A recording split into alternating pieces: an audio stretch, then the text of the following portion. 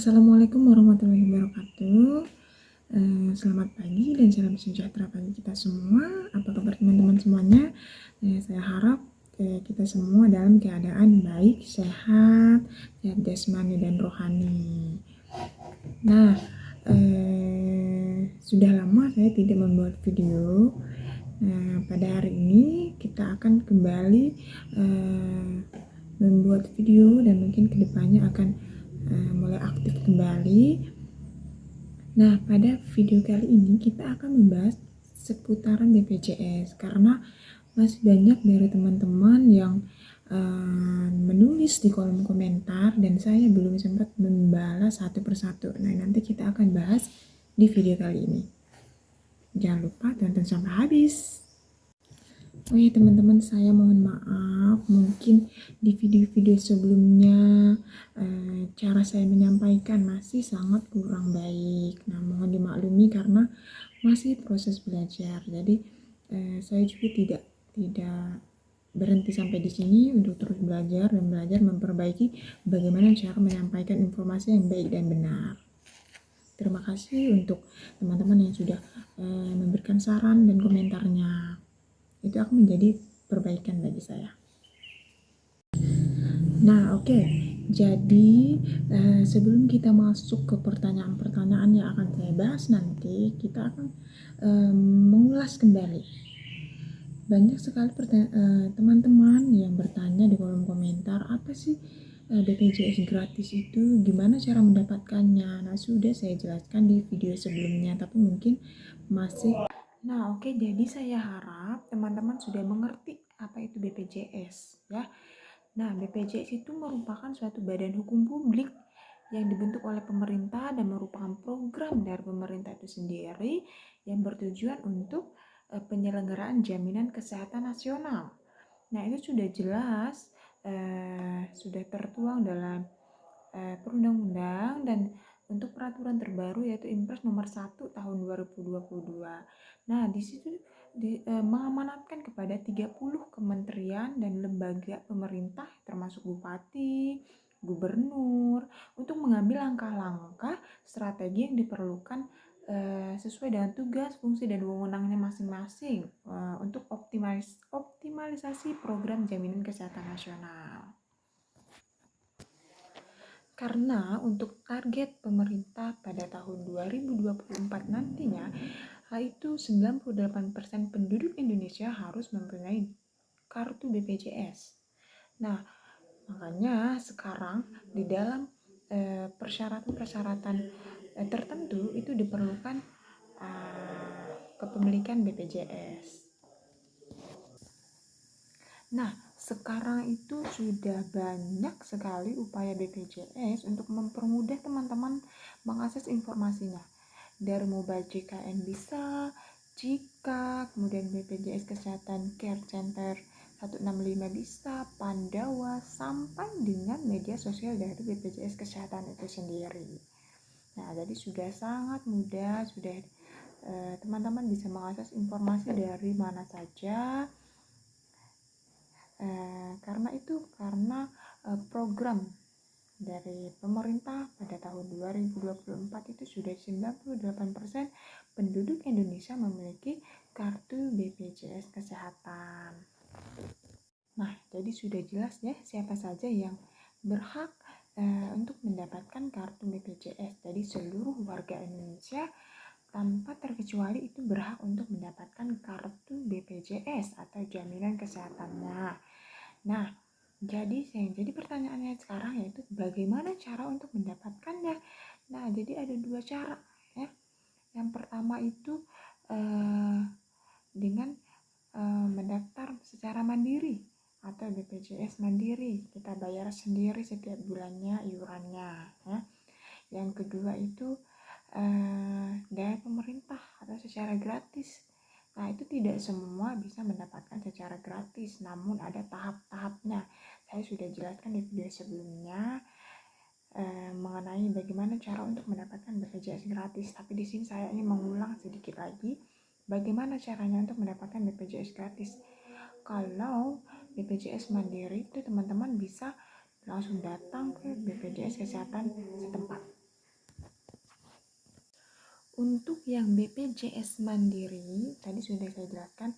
Nah, untuk BPJS gratis itu ada dua, ada berdasarkan APBN dan APBD.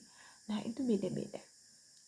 Untuk yang APBD itu teman-teman bekerja sama dengan pemerintah setempat, kelurahan ataupun desa, untuk mendapatkan surat keterangan tidak mampu. Kemudian teman-teman bekerja sama lagi dengan kantor kecamatan. Nah, seterusnya mereka akan membuat BPJS gratis itu secara kolektif. Nah, sehingga nanti teman-teman tinggal menunggu saja kapan kartunya keluar gitu ya. Atau jika memang teman-teman membutuhkannya cepat, ya teman-teman bisa langsung mengurusnya ke dinas sosial langsung. Begitu ya.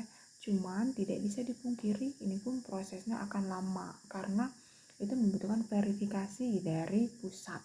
Nah, begitu ya teman-teman ya. Jadi ada program-program terbaru dari BPJS Kesehatan. Nah, jadi teman-teman yang mungkin tinggalnya di daerah-daerah terpencil ataupun kepulauan, teman-teman bisa datang ke puskesmas untuk mendaftar BPJS. Nah, jadi di situ sudah ada petugas BPJS-nya di setiap puskesmas nanti untuk didaftarkan kepesertaan BPJS-nya. Nah, jadi teman-teman cukup membawa KK saja. Nah, nanti akan mereka usahakan untuk mendaftarkan BPJS-nya. Sudah ya, jadi teman-teman sudah paham sampai di sini ya. Oke, jadi sekarang kita masuk ke pertanyaan-pertanyaan yang sudah saya kumpulkan. Memang banyak pertanyaan yang hampir sama, nanti saya anggap itu sama. Ada beberapa pertanyaan ya. Yang pertama itu ada pertanyaan, Kak, saya mengurus BPJS Mandiri tapi ditolak karena BPJS Ketenagakerjaan Istri masih ada premi. Jadi bagaimana solusinya? Nah, berarti yang harus Anda lakukan yaitu datang ke perusahaan Ketenagakerjaan Istri sebelumnya. Nah, karena jika BPJS Ketenagakerjaan dan ada premi, itu berarti yang menanggung adalah perusahaan tersebut yang harus melunasi. Nah, jadi tolong dikoordinasikan dengan mereka untuk melunasi tunggakannya, begitu ya. Baru setelah itu bisa mendaftar BPJS Mandiri, begitu. Jadi karena jika ada dua BPJS yang aktif itu tidak bisa, jadi harus salah satunya dinonaktifkan, ya. Oke. Nah, jadi kita lanjut ke pertanyaan berikutnya. Kak, dulu saya pernah bekerja di perusahaan dan awalnya pernah mendapat PBI, terus dialihkan ke pabrik, jadi kelas 2. Dan sekarang mau jadi PBI lagi, solusinya gimana? Nah, berarti kalau dulu pernah mendapatkan PBI dan kemudian bekerja di perusahaan, dialihkan ke BPJS Ketenagakerjaan, kemudian sekarang sudah tidak bekerja lagi dan ingin mendapatkan PBI lagi, berarti itu sudah prosesnya dari awal lagi ya. Prosesnya dari awal lagi, silakan mengajukan ke pemerintah desa setempat, ikuti alurnya lagi begitu. Tapi pastikan BPJS Ketenagakerjaannya sudah tidak aktif ya, supaya ketika nanti sudah diverifikasi oleh pemerintah dan ternyata BPJS Ketenagakerjaannya masih aktif ataupun masih ada premi, nah itu akan dibatalkan atau ditolak. Nah, begitu ya. Kemudian kita masuk pertanyaan selanjutnya. Gimana caranya biar anak saya dapat BPJS PBI? Umurnya sudah 8 tahun.